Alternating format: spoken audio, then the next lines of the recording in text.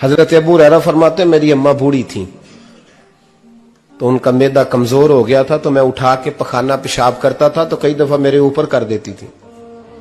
یہ حضرت ابن جوزی علیہ رحمہ نے اس کو لکھا ہے. فرماتے ہیں میرے دل میں خیال آتا تھا کہ میں بڑا خدمت گزار ہوں اپنی ماں کا.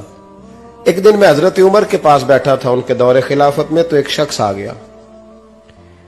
اس شخص نے آ کر کے کہا کہ حضرت عمر سے حضور ایک مسئلہ پوچھنا ہے. فرمایا پوچھو.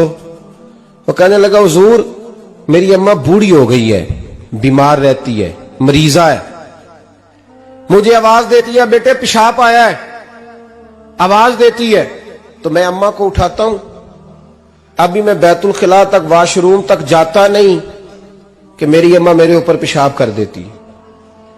حضرت عمر سے کہنے لگا حضور بچپن میں اماں پہ پیشاب کرتا تھا، اب اماں میرے اوپر کر دیتی ہے تو حق ادا ہو گیا نا. حضرت ابو ہریرہ کہتے ہیں جب اس نے سوال پوچھا تو میرے بھی کان کھڑے ہو گئے. میں نے کہا یہ تو میرے والا مسئلہ پوچھ رہا ہے، میرے والا مسئلہ پوچھ رہا ہے. میرے پاس ایک دوست جمعہ پڑھنے آتے ہیں بڑی دور سے، مجھے کہنے لگے حضرت صاحب جدوں بھی میں آنا نا تسی میری ہوئی گل چھیڑ دیندے ہو، وہ جو بات ہوتی ہے نا بالکل میری ہوتی ہے. میں نے کہا نہیں یار جو میں کر رہا ہوتا ہوں وہ میری بھی ہوتی ہے، وہ سارے معاشرے کی ہوتی ہے. ہمیں لگتا ہے کہ میری ہو رہی ہے حالانکہ وہ بات ہماری سب کی مشترکہ ہوتی ہے. سن لیں اور یاد رکھ لیں. حضرت ابو ہریرہ فرماتے ہیں میرے کان کھڑے ہو گئے. میں نے کہا اس نے تو میری بات پوچھنی شروع کر دی. حضرت فاروق اعظم سے کہنے لگا حضور بچپن میں اماں پہ پیشاب کرتا تھا، وہ میرے اوپر کر دیتی ہے تو حق ادا ہو گیا. حضرت عمر کہنے لگے نہیں کوئی نہیں ہوا. اس نے کہا حضور مجھے سمجھائیں وہ سارے کام جو میں اماں کے ساتھ کرتا تھا اماں میرے ساتھ کرتی ہے تو کیوں نہیں ہوا. حضرت عمر کہنے لگے بھائی پیشاب تو بھی اماں پہ کرتا تھا اور اماں بھی تیرے اوپر کرتی ہے، پر تیری اور تیری ماں کی سوچ میں بڑا فرق ہے. اس نے کہا حضور کس طرح؟ تو کیا جواب ہے سیدنا فاروق اعظم کا، لو کان نبی بعد لکان عمر ابن خطاب. کیا جواب ہے؟ حضرت عمر فرمانے لگے تیری اور تیری ماں کی سوچ میں بڑا فرق ہے. کہا حضور کس طرح؟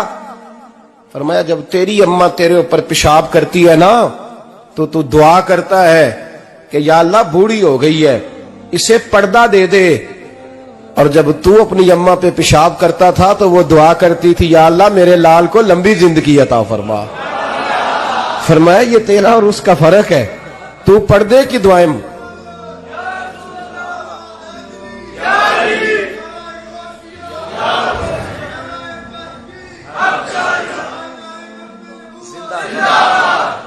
سنیں عزیزو، کہا جب تیری اور تیری ماں کی سوچ میں، اور نبی پاک صلی اللہ علیہ وسلم نے فرمایا ہے